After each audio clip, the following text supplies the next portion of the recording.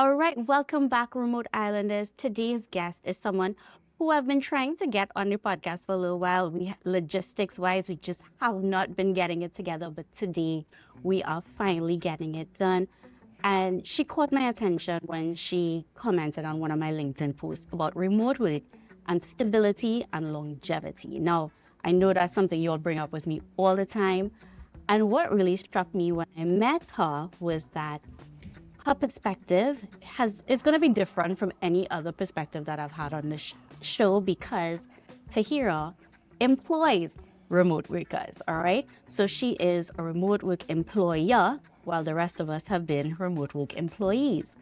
And she is a founder and strategist from Anguilla. So she's a Caribbean girl. She is going to talk about her businesses. I know we have AlphaNorth Global, and there's a new one, ShipSmart Logistics, right? That's right. She's going to tell us all about it, but she has built and led distributed teams, and that is something I think we can learn from her experience on how to make it in this remote work. So, Tahirah Banks-Webster, welcome to the Remote Islander podcast. Thank you. Thank you for having me, Sasha, and thank you for your patience as we work to refine the logistics of getting onto this call. It has been a lot, but Yes. I really wanted to be here. Pleasure. It's a pleasure to be here. It is a pleasure to have you. And yes, good things are worth waiting for. So here we are finally getting it done. So Tahirah, just for our audience, tell us about yourself, tell us about where you're from, and really your story, you know? Okay, I will try to keep this very brief because I know that's fine. have a lot to get we into. Caribbean people like to talk, so it's okay. Don't worry about it. Very good, very good. So, as you said, I am originally from Anguilla in the British Caribbean. I was born and raised there until I was about 14 or 15 years old. I moved to the United States to finish my high schooling, and then from there I went on to university at the University of Houston. I was there for 6 years, longer than I needed to be, but I was hell bent on learning everything that I needed to learn to be what I thought I needed to learn to be an entrepreneur. Turns out that's not how it works, but by the time I graduated, I came back home to Anguilla, came back home for the summer, and life happened. And in fact, that summer, my best friend actually passed away. He was 26. He passed away suddenly. And that after being away from home for probably like 10 years, I was just deeply imbued with this desire to be home, to be on the island, to be close to my family, to get stew chicken when I wanted from my mother, to be able to go to the beach, and so I knew that I've always wanted to own my own business, and so I started in 2013 with my own business. And over the past few years, I got into a relationship with my then boyfriend, who turned into my business partner, who's now my husband and still my business partner in all things. But we got into a relationship in 2014, and we have been building our businesses since then. So it's about 12, 13 years now that we have been in business together. We started initially in marketing because, my passion is marketing and sales and communication and storytelling.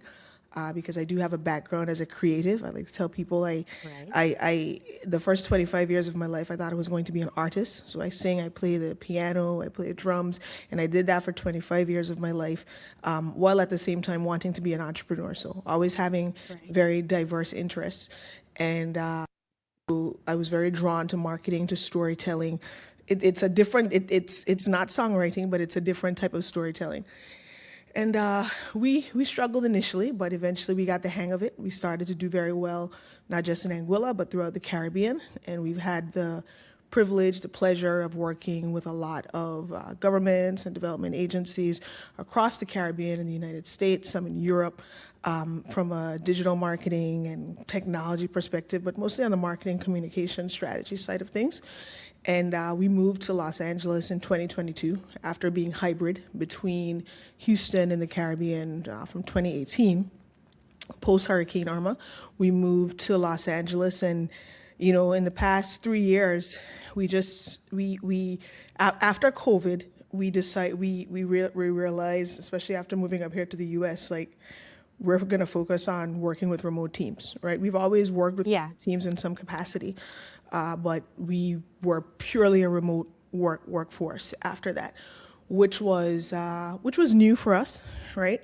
Hmm. But after COVID, we did that. And then between 2023 and now, we have pivoted from the focus on marketing. We are exclusively focused on technology, product development. Right. Some companies do require marketing support as a part of that work. But what we've done is we've taken everything that we have learned over the past 12 years and synthesized that into not just supporting clients who want to build products, build technology products to support the growth and development of the Caribbean, but to also build our own products. And so we've invested a lot of money in developing our own solutions, and ShipSmart is one of those. Our mission, to wrap up the story in what I'm hoping is the most condensed way possible, because I could talk about this for like an hour, but our mission has been since 2014, 2015 to transform the Caribbean through technology and to build technology products and solutions that make life better for Caribbean people. For people that Right. look like us, for people that come from where we come from for people, sorry, who do not and historically have not had the level of support that is required to succeed. Yes. And especially, it's one of the reasons why we live in Los Angeles, because you want to be close to where it's very hard The action. to action. It's very hard to Yeah. dream and to see and understand where the world is going if you're not in it. And so to be Agreed. here and to just understand just where the world is going and being able to adopt a lot of those ideas into our work has been a godsend. It's been a real gift, a blessing, and that's been our focus for the past few years. Yeah. That's an incredible story. That's With remote a teams. story of with remote teams. Yeah, that's a big deal. And one of the questions that I want to ask, just from a tech background as well, because I spent my majority of my career in tech. I found that Caribbean people tend not to be early adopters or middle-level adopters of technology. We tend to not be very um, accepting of Curious. technology. I mean, we still, yeah, yes, curious, but like, like when you simple things as using banks, you still have people who don't like to use banks. So things like cryptocurrency, online banking, those kinds of things are completely like a no-no for a lot of people. Right. How has your business is technology and Caribbean, how do you get people on board? How do we reconcile What is that? that like? Yeah, Yeah. that is an excellent question, and it's one of the, especially in our work, when I look at the work we've done with government or development agencies, it's one of the aspects of the work that is often overlooked. The reality that the truth is people just don't trust, right? There's a lack of trust, and Right. that lack of trust is not wrong. It doesn't make someone foolish or whatever it is. It's Mm-mm. just I cannot trust what I don't know, right? And so there is a requirement that is often not built into a lot of this work, that is that customer education aspect of things, where you have Yes. to really speak to people in the manner they want to be spoken to. You Hmm. have to, and you have to take some time to think about that, right? And you also have to understand that it's an ongoing process. It's an iterative Yeah. process. It's not something that you're just going to. What tends to happen in projects I've worked on in the past is, come the terms of reference, not our own products. So I've taken those lessons and incorporated the wins and the losses from them into our own work. But where I see a lot of projects fail is that, you come into a project, you say, okay, this is what we're going to do. This is a scope of work.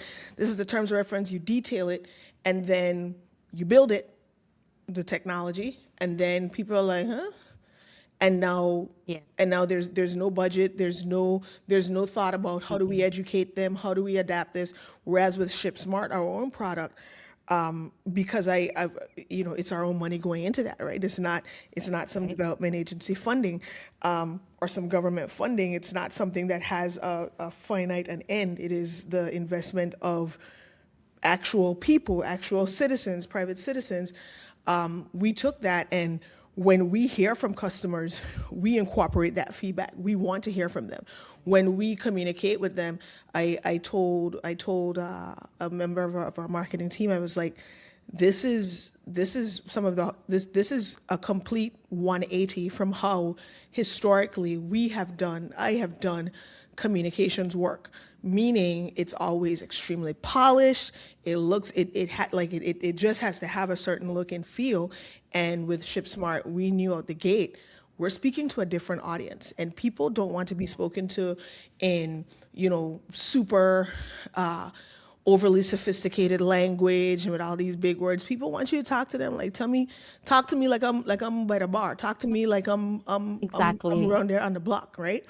And so Yeah. I think that a lot of that, to your question about how do you get people to maybe trust, different technology solutions that come on stream, it really is building into these products or these projects, not just the actual build of the technology, but the communication. The adaptation, how do we get the customer acquisition? How do we get people to say, I trust this, I want to try this, I will use this? Because in the absence of that, we just have a bunch of cool technology products, a bunch of press releases, and nothing that is really impacting the Caribbean in the way it needs to. And that is a major problem that we see across the region. Agree. And I've always found that to be so frustrating because technology, one, it is the way of the future. It's constantly changing. It's supposed to be making life better. And it doesn't always. Let's be for real. There are times Right. technology is very frustrating, right? But it is the way of the future. There's no getting away from it. Right. But I do like what you're saying is that people don't trust, because I think a lot of it stems from you don't trust what you can't see. Let's break it down in Caribbean language. You can't see you can't see the cloud. Right. So if you put my money in the cloud, how am I to know where it That is? is secure. How I get it back? It's secure, all of those things. So I fully understand, getting that buy-in is one of the hardest things. And like you said, a lot of people don't take that into consideration when they are building products, even in remote work. Like, I have so many people reach out to me and say, is remote work real? Because, it seems to be a foreign concept, even though you see what happened through COVID where people were working from home. I think a lot of people are kind of burnt by the experience as well, where you get so many scams coming out, or Right. you see a job on LinkedIn and it is a remote job, and it's a remote job in the US, or it is a remote job that has thousands of applications by the time you see it. So people don't think remote work is real. And in a lot of cases, they don't think that it's something that they can do as a Accessible career. to them, right? Yeah, and I think even for me, sometimes I have that little bit of doubt, because I always talk about this. In the Caribbean, we've been taught to go to university, you get your degree, you get a good job, and you stay. You do not leave, you stay till you retire, till you get that gift at the end of your Yeah. 60. When you turn 60, that's what you do. Remote work is that thing you can't see, that cloud. How do you trust it? Right. And that really is what brought up my question about stability and longevity. And I want to kind of pivot to that, because I know you work with distributed teams and fully distributed teams. Yeah. That is incredible, right? Because I have so many people reach out to me like, is that real? Are those companies flourish? And I'm like, yes, they are real companies. And to have someone from the Caribbean who has established businesses, successful businesses doing that, I think that is an incredible thing. Talk to me about how you made the decision to go from hybrid to fully remote. Like, what was the thought process? Yeah, well, I had moved. I moved from Anguilla. I was in the U.S. and I was going to be here for a minute, and at the end of the day, the work that we are doing, it's still very targeted to the Caribbean. And my perspective is that I believe in cultural relevance is extremely important. It's hard to explain certain things to people who do not understand your culture. And so Agreed. because of the products we were building, because of the clients we were working with, and quite frankly, because of the cost benefit analysis of working with people in my community or from my communities who simultaneously would understand the work, would understand the projects, could lend perspective that was not necessarily, just from somewhere else. It just was a no-brainer for us. That's incredible, because a lot of us, I mean, working for US companies, we kind of have to match the culture. So to work with someone who is from the Caribbean, understand our culture, understand the nuances of working from the Caribbean. I mean, I'm sure one of the days we were supposed to have our interview, I had a kind of thunderstorm here and electricity went. Electricity So goes out that is yes, that is facts of living in the in the Caribbean. Caribbean. That's We right. have bad weather, we have power outages, our internet is not necessarily great in a lot of cases. So having someone that understands those nuances without having to explain it, Yeah. I think is an amazing thing because I know that will take a lot of pressure off a lot of Right. people. And, from your perspective, I guess I want to get into the meat of it. Like, what, in your opinion, as an employer, what is it that makes a good remote worker? What makes, when you're hiring, what are you looking for? Good question. So we can start with the hiring process because I will Mhm. tell you that to get it right, I won't sit here on the call and pretend that we got it right out the gate.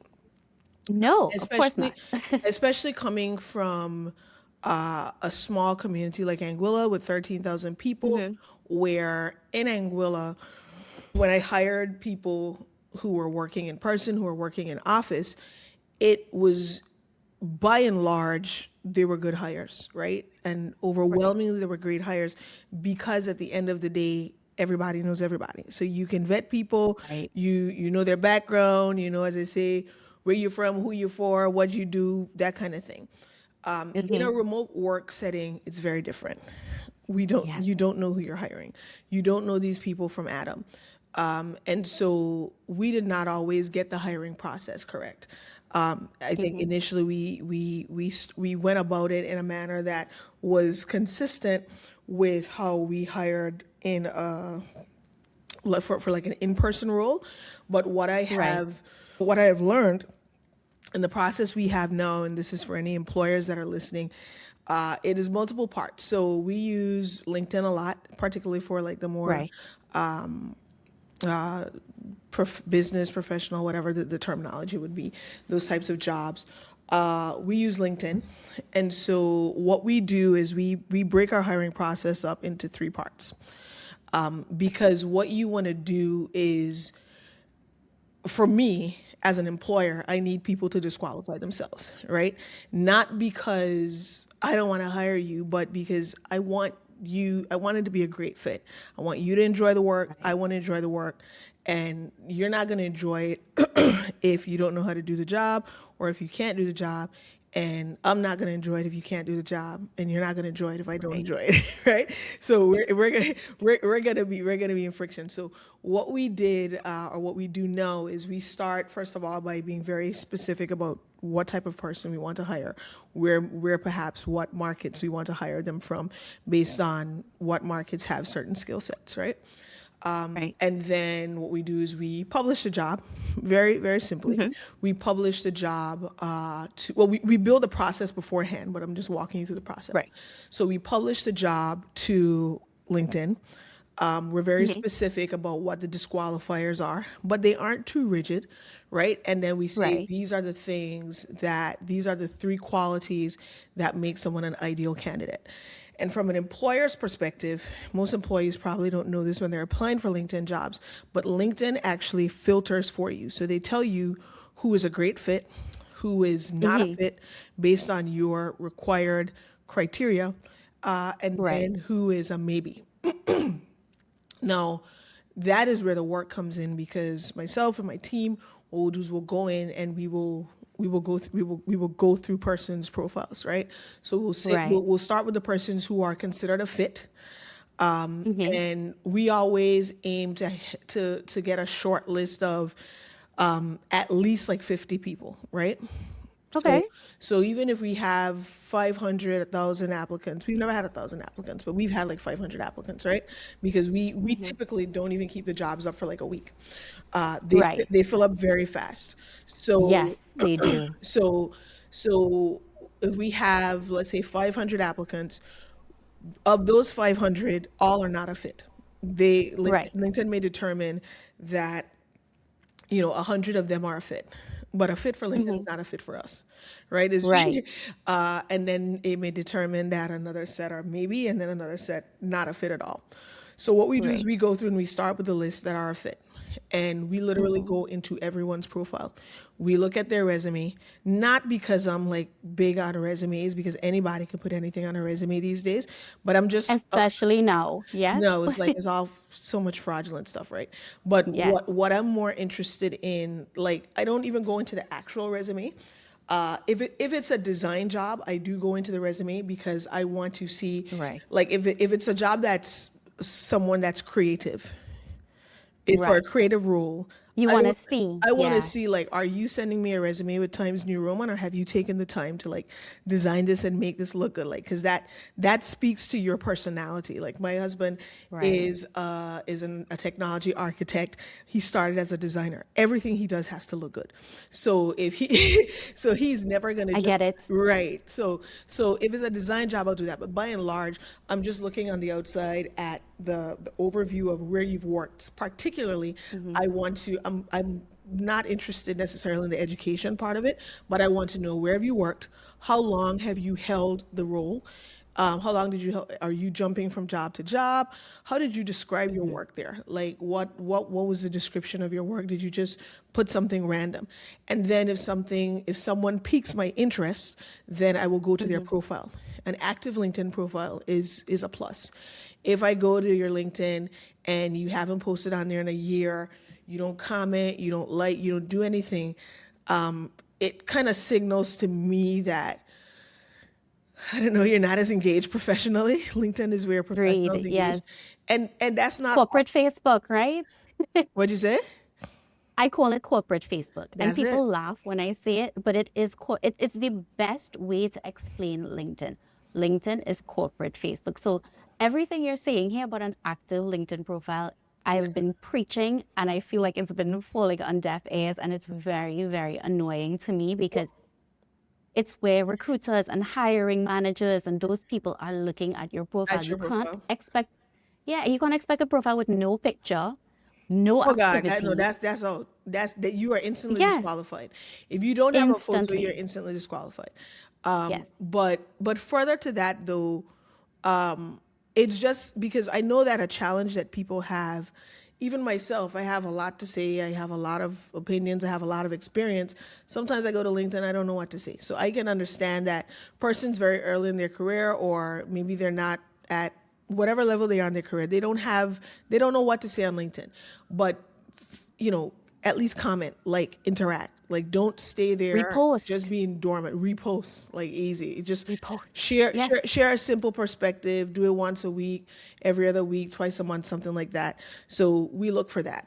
And then Agreed. we build a short list. So we do that with the fits, persons who are fit, and then we go to the list of Mhm. maybes, and then depending on how many people, if we're very confident with how many people we have on our short list, and we feel like there's some really strong candidates in here, we'll be good. If but I always like to take a look into the not a fit, because not a fit may turn out to be a fit.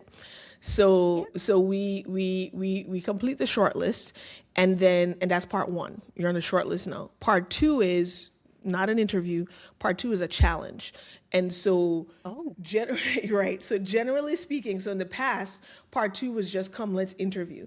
But Mhm. anybody, everybody who wants a job is probably going to sign up, use a calendar link to get an interview. What we do Mhm. is we create a challenge depending on the role. It's usually like a three-part challenge that would take 20 to 30 minutes. And I personally actually direct message the candidates that have been shortlisted. I thank them for applying, and I say, you've been shortlisted to move on to phase two. This is the challenge that I would like you to complete. This is a challenge. Here's a link to a Google Doc. All the details are in there. And the challenge is, again, specific to the role, and there are some submission requirements. Now, the submission requirements are what show us someone's attention to detail. It tells you how to label it, Yes. it tells you what information to put on there in addition to the challenge. And so they generally have 48 hours to submit the challenge. So Okay. of those 50 persons, maybe 15 to 20 will actually submit the challenge. So Yeah. we've already disqualified persons who aren't serious anyway, Yeah. because Weeding them out basically. Yeah. You're checking to see who's actually paying attention. And this is so interesting because I actually had this happen once where I applied for a job and you had to watch this video and it was a long video. It was like about 30 minutes long, right? But somewhere in the video they said when you submit your they wanted a cover letter. When you submit your cover letter, you had to include this particular sentence in your cover letter. And I thought that was so interesting because it's like, this is telling you who actually did the who did it? activity, yeah, who paid attention, and more than that, who actually wants this Who job. wants the Because job? yeah, I think that's a very big part of it. And just because I've been getting a lot of DMs about wanting to be in remote work, lots of people, I want a remote job because they think it's easy, because you don't have to go to an office. You don't have a boss hanging over you. In my case, you get paid in US, things like that, right? But you're not serious Right. about doing it. You think that the perks are all that there is, but you have to work. You have to You work at have the to do end the of the work. day. And Yeah. So so, I really that really is interesting to me, and yeah, I love that you do that. So guys, when you are looking into jobs, take it seriously. you Take it you seriously. have to take it, and a part of taking it seriously goes back to what you said. You can't just pop up on LinkedIn once a week. So obviously, No. if I'm giving you 48 hours to submit your challenge for phase two, Hmm. it means that you have to be checking your LinkedIn DMs, right? Because Yes. I'm sending that as a DM. I'm sending this as a Hmm. reply to this job as a LinkedIn DM, and that also shows me who's active, who's attentive, who is responsive, all the ifs. And so we send off the challenge, and the challenge has it's a challenge, and it has some of what you spoke about, just not in video form, where there are a lot of Right. different things that require you to pay attention to detail, Mhm. and then they're required to email their their challenge response. Okay. Now, that email, though they don't know it, is also a third layer of vetting for me personally, because Okay. I like polite people. I like people who are I mean, they're different generations. I know people like, oh, just get to the point in an email. Don't send me an email with just an attachment. Like, you need to have a salutation. There's a way to do things. And so, of those persons who were not just shortlisted, but who actually submitted the challenge, I instantly disqualify persons who send emails without a salutation. So if you just send an email and you complete the challenge and it's perfect, but there's no salutation, you're disqualified. Even if the salutation is, hi, thank you for such and such and such, please see my challenge submitted. Some people really go into detail and write a nice email, but those are the persons who stand out, because our work requires, and it's not just for communication with our clients, but also internal communication. Like, we want people that are going to be communicative internally, and not necessarily just, with thumbs ups and okay and noted. And I hate the word noted. So Yeah.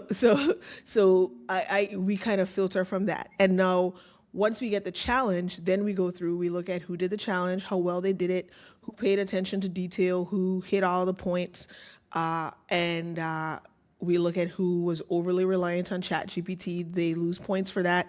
I use AI Right. every day, all day, but your challenge should not read like AI did it for you.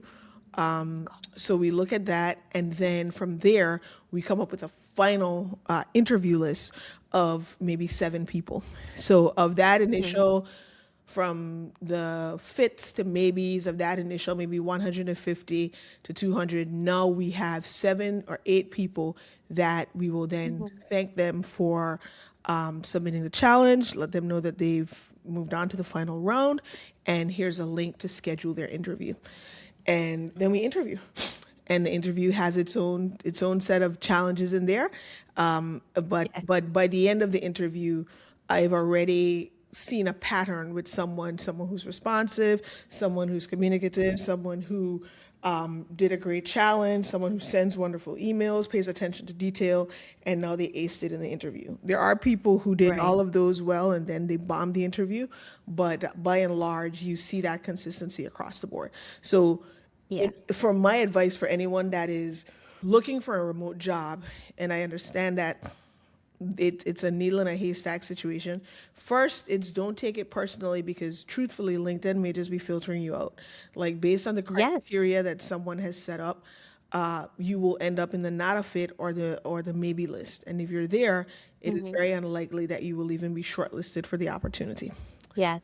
So that's the first thing. But the second thing is, if you do get the opportunity to interview or to be a part of whatever steps in the process, don't cheat. I did have someone in last month. I was hiring, and I had a young lady that I thought she was really, really good.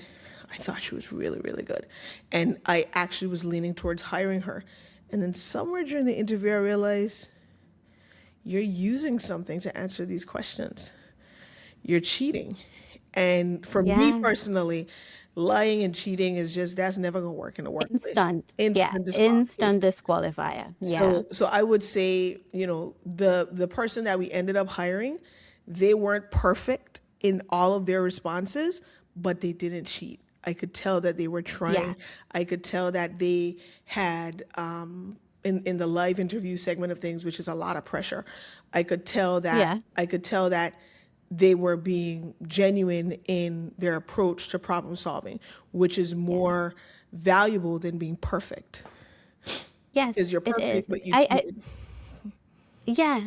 So, and I always say that, it's something for me. I always tell the story about being in an interview process and my camera cutting out in the middle of my interview, and having to, one, stay calm, two, let the interviewer know, hey, so I'm having problems with my camera. You know, he was very nice, but he's like, okay, I'm gonna take my camera off and we can continue. So we both ended the interview with no camera on, and I still got the job, which to me was the most surprising thing ever, because I came out the interview thinking You I did bombed not it. get that, Yeah. because I bombed it, right? Because even though I tried as hard as possible to stay calm, I was a little rattled, that kind of thing. And when I got the job, I remember asking him later on, like, why? Why did you give me the job? He said, you handle that so well. And that showed me that you can handle this job. Pressure. Yeah. The pressure, yeah. And, it never occurred to me until that moment that I didn't need to be perfect, or I didn't need to handle this situation in a specific way. I just needed to handle the situation, Yeah. and that really struck me, because I tell people that all the time. At the end of the day, you are the person being hired, Yeah. not ChatGPT, not Gemini, not Claude. You are the person that's going to have to interact with coworkers, Yeah. interact with bosses, interact with clients. You have to be authentic and you have to be genuine. Yeah. It's okay to say you don't know how to do It something, is. but ask a question. Yeah. That is a thing. It's okay to say, hey, I don't know how to do this. I'm not sure how to do this. Can you guide me? Can you do Right. these things? I always say that, because I do. Nobody expects you to know everything. Nobody expects you to be No. perfect. we human. That is what it is, Yeah. So I love your process. I really learning about it from this side is it's really eye-opening because I did know that LinkedIn does are you a good fit from an applying when you apply, it looks at your profile and tells you Yeah. you are a how much percent good fit for Right. this. So I'm assuming that it's using some sort of keywords Yeah. that you It have on is your profile to match the to job match it. Yep. description. Yeah. And of course, that is where the personal vetting comes in now because you can optimize your LinkedIn profile Correct. to a T and be perfect. So now this is where your personality, your actual problem solving skills, your critical thinking, your emotional intelligence, all those things come in. So learning about this process, I think, guys, this is gold. So when you're going into an application process, think about this side of it. This is what an employer is doing. Someone who's looking for a remote worker. So my question now becomes, there are two that I have. So let's start with the first one, all right? From a Caribbean perspective, for Caribbean people, hiring Caribbean people, are there things that you see that we are not doing? Yeah. My husband, Gino, my husband and business partner, just he heard the question. He's in the other room. He said, yes. Thank you, So Gino. That was like one of my best questions, I think. yeah, yeah. The challenge that I have had with hiring Caribbean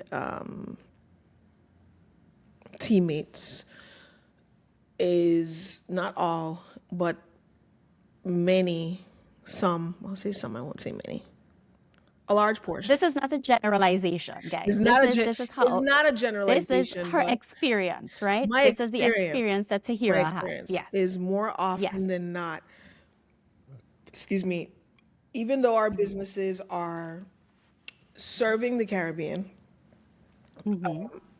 I I live in Los Angeles. I live in the US.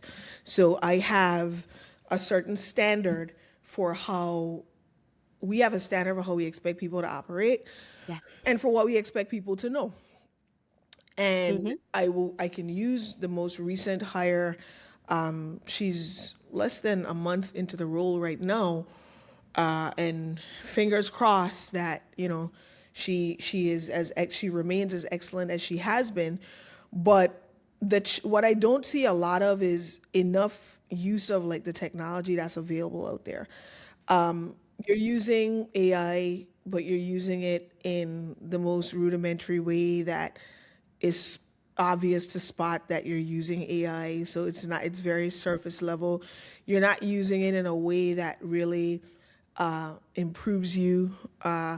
The tools that you are using, not just not just AI, but just the tools that you're using or that you're familiar with, are not necessarily up to the time. So I will routine. Hey, tell me like what productivity tools you use. What do you use to manage your time? Like tell me like what if I were to look at your work. Oh, I what I like to do is I like to write things down on a paper, disqualified instantly. Like I can't see your paper, love. Like and some water spills on your paper. I write everything in my iPad as well, but then I transfer it over to ClickUp. I was using Monday.com for since Mm-hmm. 2016, 2017 when it was the Pulse, right? So it's, the challenge that I have found, the biggest challenge is where people are, especially like hiring marketers. I made a post. I was, you probably know me from Trinidad, Karan Rose, I think yeah, Yes. Karan Rose, Mm-hmm. he was just talking about how behind Caribbean marketers are. I'm from the Yes. Caribbean. I'm a marketer, but I told him I don't know that I can. I don't know how I would be able to hire a Caribbean marketer, right? It's hard. I saw this post. I did see this post I and I agreed wholeheartedly.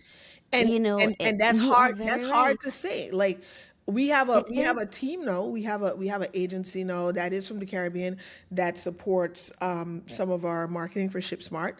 But I'm talking about the things that are taking place in marketing these days.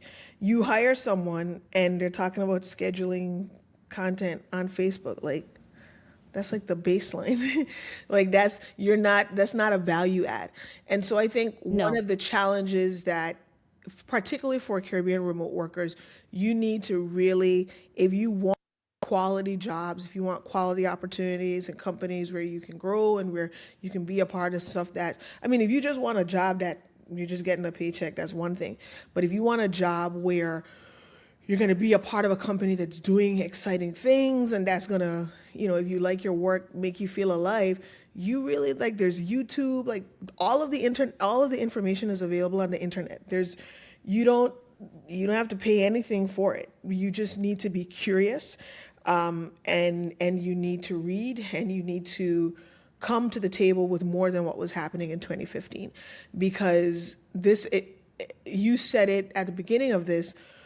Someone that's hiring a remote worker is not limited to the people in their community. We have the whole No. world. We can go anywhere. Well, We yeah. can go anywhere. Mm-hmm. And so to truly stand out in certain spaces, particularly like in technology, whether they're engineers, in Mm-hmm. marketing, the creative fields, like, you have to be exceptional, because the rest of the remote world market is exceptional, and they are, Yes. and in some regions, exceptional and cheaper. So Yeah, for a company, that's a no-brainer. Why would I pay you more to it get is. less? I'm not Yeah, going to do it. agree. So that you just said helps me segue into my next question, which was the other one I wanted to ask you. What would make a candidate stand out to you when you are looking at them? And I'm speaking not necessarily in the sense of the Caribbean, but just any remote worker. Yes, I mean, I would like to focus on Caribbean, but this is for all candidates, right?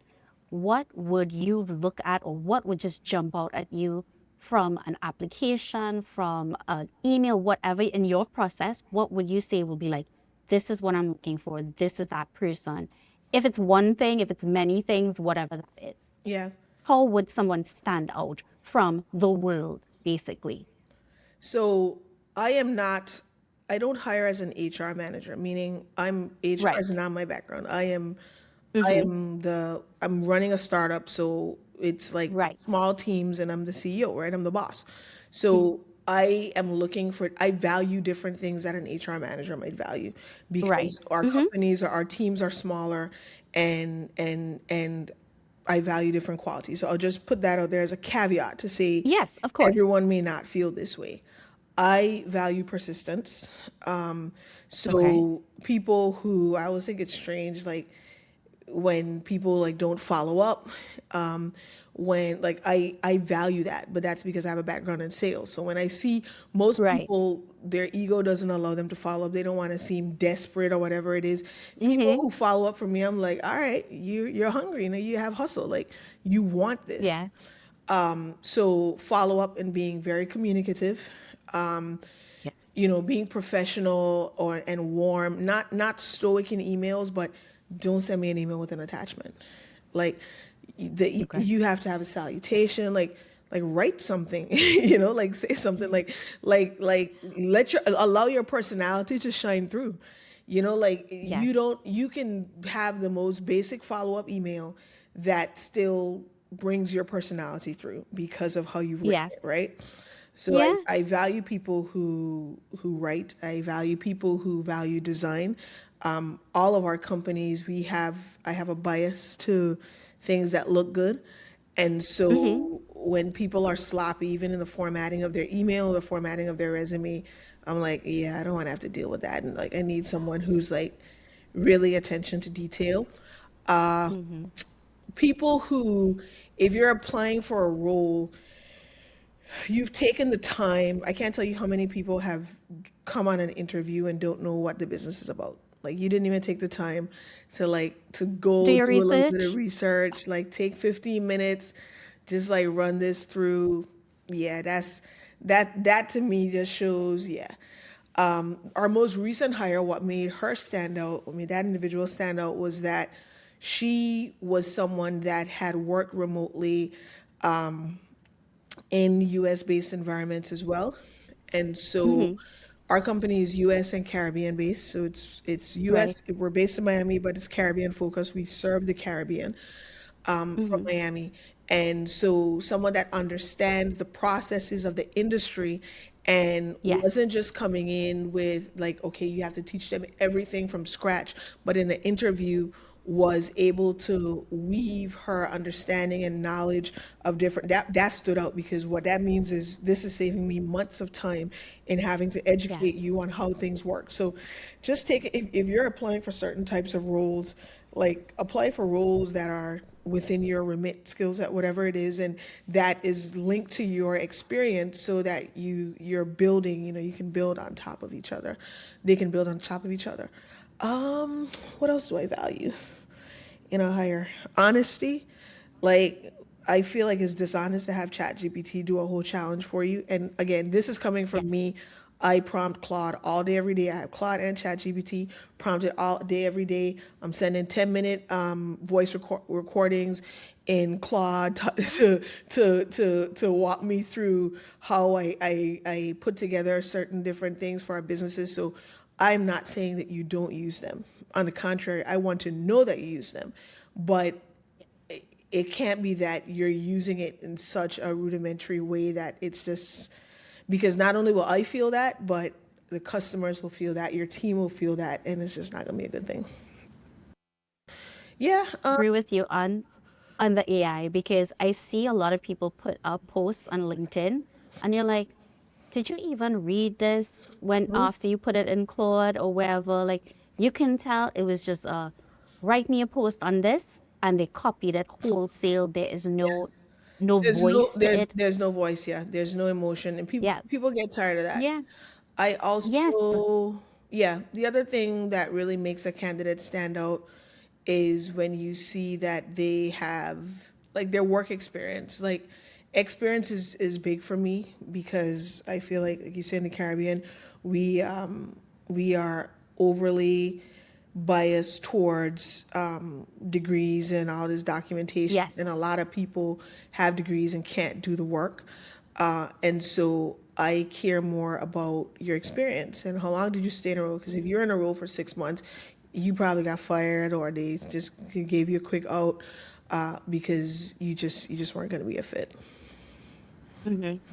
I love that. Thank you so much for that. I think that is a great list because I that's something I can't give my audience. What someone would look for from the employer perspective.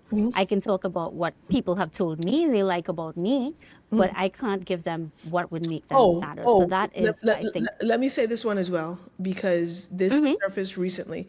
I also I also have in recent times been looking for you're working remotely. So I want to understand what is your home environment like? What is your workspace like? right. What is your I won't know your time management skills in detail until you're actually in the role, but Hmm. I want to understand a little bit more about what your work situation is. Is it that you're in a home with 10 other people and you have like a bunch of different responsibilities and obligations? Is it that Hmm. you like tell me about the devices that you're using? Not because I'm big on Apple, but it's not even I don't care if you're using Windows or Apple or Samsung or iPhone, but it's more about like are you prepared for remote work? Because the most recent person that we hired, I realized, oh, you have like two or three screens. I see you come on a call with your headset.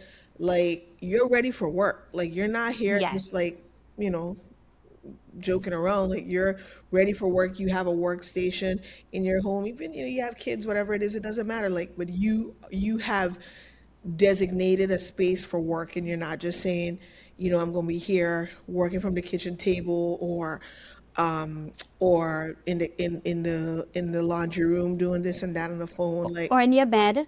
or in your In your bed, bed. in your bed. Yes. I ask people about their routine because I want to Hmm. understand like it's not enough to just and we'll get into that. Like people think that remote work is you just get up and you get to work from home and you get to like, kick around, but it does require a lot more structure, even more structure, I believe, in self-discipline and regulation than actually going in office. I love that you said that. because I say that all the time and people don't believe me. They don't understand that. For me, I always say this, my commute is across the hall, right? It's literally across my hall. But sometimes it's the hardest commute I have to make because I have to leave my bed, I have to get ready, and I have to come sit at my desk, right? And it honestly felt easier sometimes getting ready and going to an office Yeah. because I didn't have a choice. Now the choice is mine. Yep. I have to get myself ready. I had to tell myself, okay, it is 9:05. I should be online. Like you need to be very disciplined, Yeah. very motivated. Yeah. And I think that kind of ties back into what you're saying about fit and job fit. Right. Because if you do not like your job, whether it's an in-person or an online remote work from home job, you're not going to want to do it. Right. You have to find that thing that really scratches your brain and you're like, that is what I want to do, because then you will be dedicated Correct. to doing it wherever it is, in person or not. Correct. And I think that that is something that it's a great myth that I have to overcome all the time with a lot of people, because people hit me up and like, hey, I know you're the remote islander and you talk about this, and is it as easy as people say it? It's like, no, this is honestly harder sometimes because I live in a home, I have my kids here. Sometimes you're hearing them laughing, but I have to be here working and dedicated to what I'm doing, then go and see what's going on. Right. So it is, I really do like too that you ask that question about what's your work situation like, because it also ties into people being dedicated and focused and serious about what they're doing. And I want, guys, I want you to understand that remote work, while there are perks, it is still work, It's and you still work. need to take it And seriously. You and need to take it and seriously. and every employer is different. As an employer, Yes. I have had situations with employees where, choosing my words, they didn't necessarily understand that, right? And Yes. they're thinking, well, it's remote work, and so what is time, right? If I say, Yeah. if because we have check-in, so you check in, you put it in the ClickUp chat or Slack, whatever it is, you say, hey, I'm checking in for work today, and then you're checking out. I've had situations with teammates who would they can't get their work done because they have a bunch of other things going on at home. And that leads them to have to work more hours or put in more hours at the end of the day because they were busy doing all kinds of other things at home because they don't Yeah. have control of their time. And then at the end of it, they're telling me, I'm ending up working so late into the night. I'm so burnt out. And I remember I had a conversation with one of them. I said, let me ask a question. What were you doing throughout the day? Because the tasks that you are going into the night working on, you could have had these done today. Like, well, oh, well, I was doing Yeah. this and I was doing that and I was doing that. Well, that's not my work. and so and so, you're on my time. You're working on our time. You're being paid for this time. A different employer may tell you, because for me, I am less focused on what specific hours you work. I'm more focused on the output. Some employers are going to Oh, sit down there and say, did you work this? That's not me. If you have to take 3 hours off in a day and you're doing this, that, and the other, so long as the work is done by the end of the night, I'm cool with it. But what it can't be is that you take those 3 hours off and then you think you're still clocking out at the same time and then saying, well, I can't work overtime. Well, you didn't work in the first place, right? So exactly. it's really having Exactly. that perspective and that maturity, I think, is what it is, as an employee, Mm-hmm. to say, hey, someone is still paying me to do a job and I need to do the job. Yeah. Yes. And you need to do the job. You need to produce at the end of the day. And I think, for me, I've worked in some very relaxed environments, but what was one of the things that my employers wanted was communication. Yeah. And I think I've developed an over communication style now where I tell them everything because Mm-hmm. we're not in the same, sometimes we're not in the same time zone. So I found Mm-hmm. myself over communicating. But I've had situations, I mean, life happens. You're a parent, you are a Correct. child, things happen. If you just clock out or you're not there or you're not available and somebody's trying to reach you, you can't do that, right? You need to tell somebody something. I think most employers are going to be a lot better with you saying, hey, I have a personal situation. I need to be away from my desk for X 100%. amount of time. And I will, as soon as I get back, I will let you know and I will work on whatever I have to do. You can't just disappear. You cannot just not show up because you will not do that in an in-person job. Why do you think it's acceptable in a Correct. remote job? I can never And that's and understand that's that, right? and that's part of my position. Like, no reasonable employer. An employee says, "Oh, I call them teammates." A teammate says, "I have to do this. I have to go here." Like, what am I saying? No, you can't. Stay at your keyboard and work. Like, no one's gonna say that. But you also have to No. understand that you have to be balanced. You have to be fair, Yes. and being an employee is not a license to, I don't know, to just, yeah, some people have very strange perspectives. I'll say.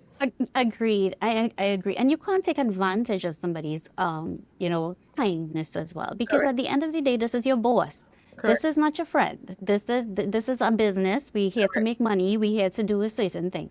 So you can't take advantage. You can't be every week you're taking 3 hours off on a Monday. That No, that is not okay. very You suspect. you you Yeah, exactly, exactly. And then that goes against your record because to me it shows that you are not, again, coming back to this word, you are not serious about what you are doing. Fact. And that is important. And I think that is it's a mindset shift, I think, that a lot of people have to go through when they are getting into remote work. I'm not gonna lie.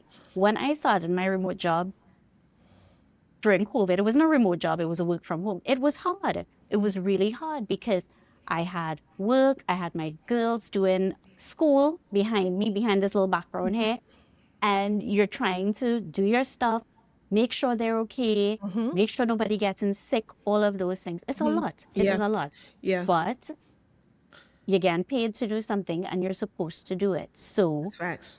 it's all about time management, management of your workstation, management of yourself. Yeah. It really comes down to managing yourself. Correct. So in terms of, advice, um, for people, and I want to bring it to Caribbean, since we're Caribbean girls, for Caribbean people looking to work with AlphaNorth or ShipSmart, what would your advice be? Come prepared to work.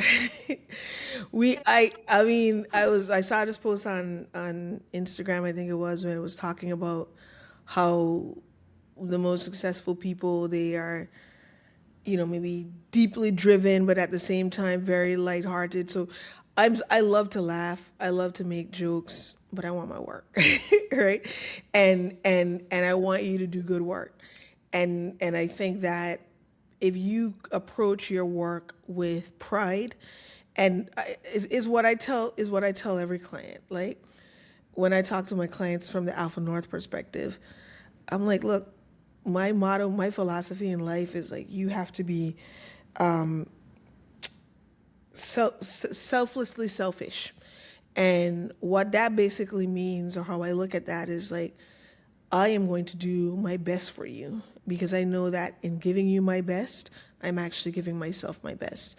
And I'm putting myself in a long term position to win. So being selfless and going all out for you is of benefit to me. And so that's the selfish aspect of it. I'm doing it for me, but I'm doing it for you. I'm doing it for you, Yeah. and I know that it's going to benefit me long term. And I say that to say that you do excellent work because you know in the long term it's something that you can turn around. You can not just hang your hat on, but it's something you can be proud of. It's something that it will give you momentum. It'll give you that confidence when you deliver.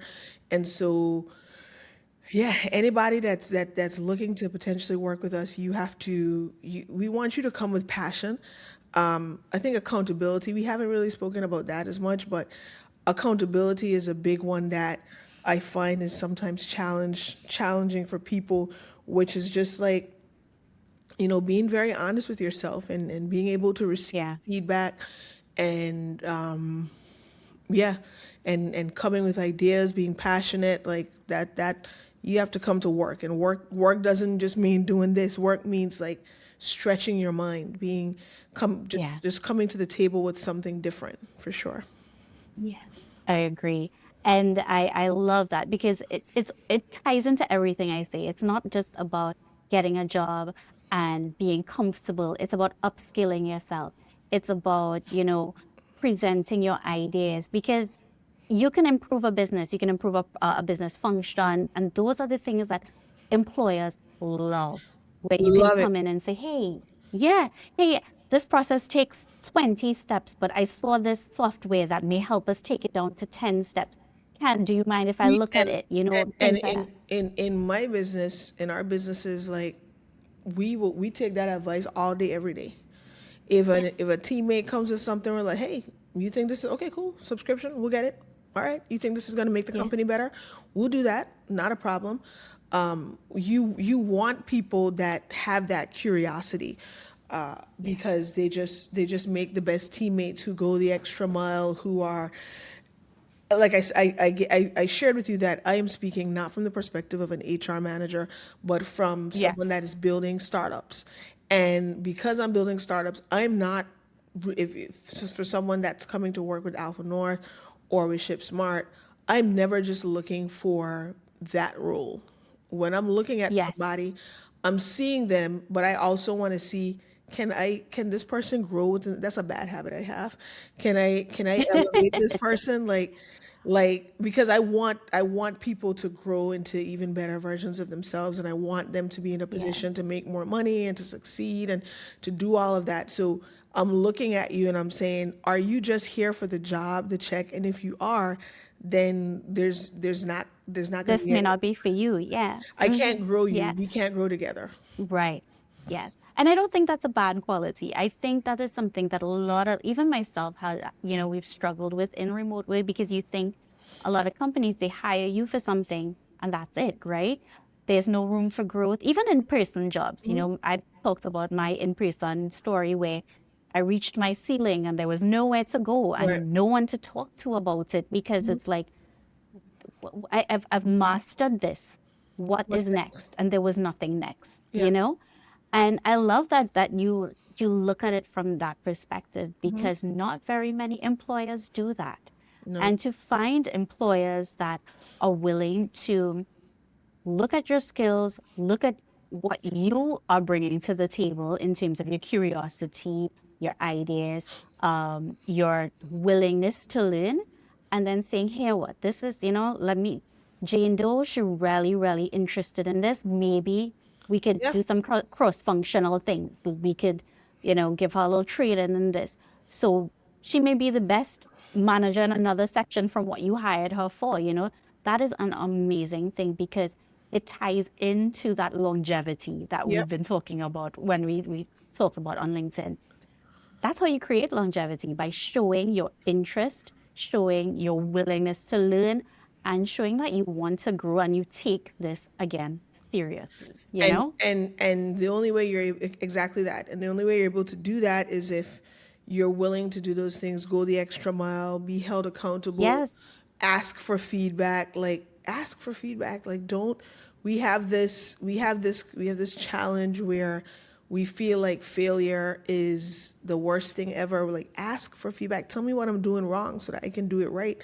Because yeah, when an employer or whoever sees that you are just obsessed with growth, and you're not sitting there reading every line of the job, just, hey, that's not my job.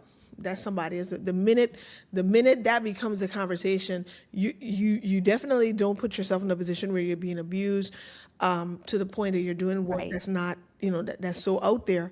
But going that extra mile, that could be a test. I test people like that all the time Yes, because I want to see, can you yes, handle that type of pressure? Can you do that? And if you can, all right, cool. Yeah, but sometimes you need a little bit of pressure to grow. Yeah. That's how it is. You need to be put under pressure to see, all right, are my roots strong enough for my leaves to go further? That's how it is. And I think any employer will be impressed by an employee who take that challenge on. Correct. And would really, when it comes down to things like if I have to lay off somebody, I'm not laying off the person No, who's been growing and trying. I'm laying off the person who's been just, all right, well, this is my bare job, A, B, and C. Asking me to do D? No, I'm not doing that. doing the bare Really, it minimum. comes down to, yeah, the bare minimum. So, Tahirah, I want to thank you so much. I really appreciated this conversation. I learned so much. I've been a remote work, not for a very long time, but long enough to know that this was an episode that I think would be so valuable for anybody who is a remote worker currently, looking to start remote work, looking to change their remote jobs, things like that. I appreciate this conversation, and I just want to end this conversation with a congratulations to you. Thank you. And all the best in your life. And of course, we're going to keep in contact and check in with Of you. course. I'm sure I'm going to hear more businesses coming out. And you can feel free to reach out to me if you Absolutely. have openings.